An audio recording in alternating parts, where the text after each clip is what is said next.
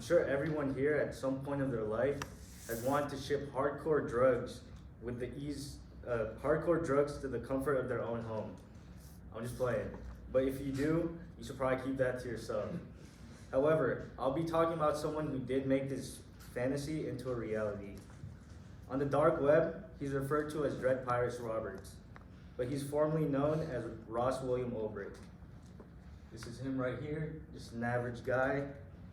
And he created a market on the dark web called the Silk Road.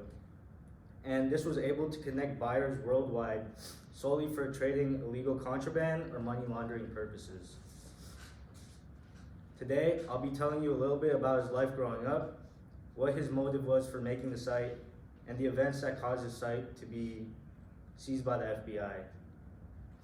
To start off, Ross was born in Austin, Texas on March 27th, 1984, and he grew up in a suburban neighborhood.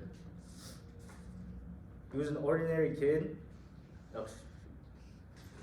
He was an ordinary kid that did well in Boy Scouts, and he even attended the Pennsylvania State University. With this kind of background, nobody would expect him to be the admin behind such a notorious site. However, it starts to make more sense when given the context of his political views. He was heavily influenced by libertarian ideas, and when he attended college, he had a belief in individual autonomy. According to Investopedia.com, he looked up to liberals such as Ludwig von Mises and inspired Ulbricht to create a platform that would exercise liberal principles. His idea was a platform that would challenge the status quo and empower individuals to transact freely with no government interference.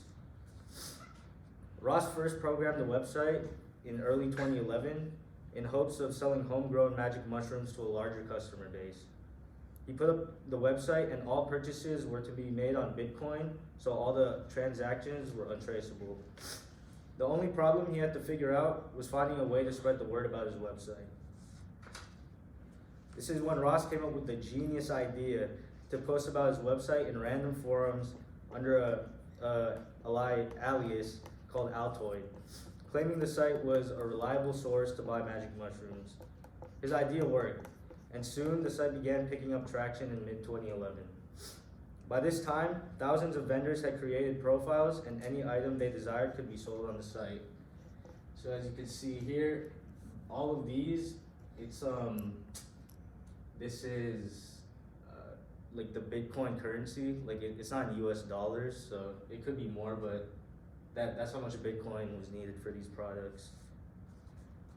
So the way Ross was able to make money was by taking a small percentage from each transaction made on the site. Since there were thousands of transactions made on the site, the money quickly added up. But as they say, the more money you have, the more problems. So according to Wired.com, Ross started getting blackmailed by a user named Friendly Chemist. This user claimed to have the identities of thousands of Silk Road users and was threatening to leak it unless given $700K in Bitcoin. He claims that one of the people that Ross was in contact with, named Lucy Drop, scammed him and that he needed $700K to pay back his supplier or he'd be executed. So Ross refused to give him the money and claimed it wasn't his problem. However, he didn't know if Friendly Chemist was bluffing or not. So he had to hire a hitman named Red and White to execute Friendly Chemist. So long story short, Ross proceeded to hire 4 more hits on people associated with Friendly Chemist, as there were threats to his website as well. In total, Ross spent around $650K in Bitcoin just to have 5 people killed. What Ross didn't know is that none of these hits actually took place. All these accounts, starting from Lucy Drop to Friendly Chemist to the hitmen and victims involved, were all an elaborate scam from just one person. Ross was unaware he got scammed until he was arrested by the FBI.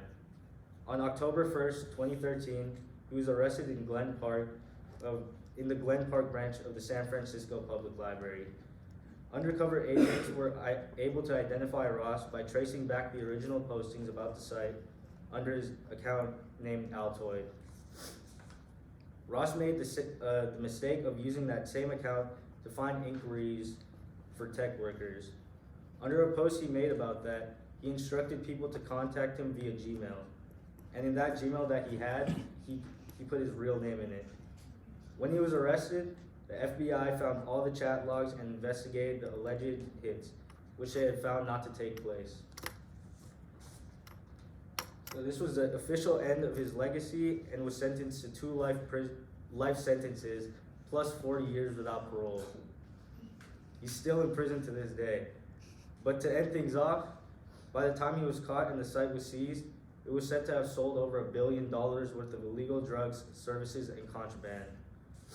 In just 2 years, Ross made over $13 million in Bitcoin just for making a website that would allow users to anonymously trade anything without government interference. To this day, the Silk Road is still one of the biggest underground markets that have ever come up with that much revenue. But as long as you're alive, there will always be sites just like the Silk Road that will continue to exist.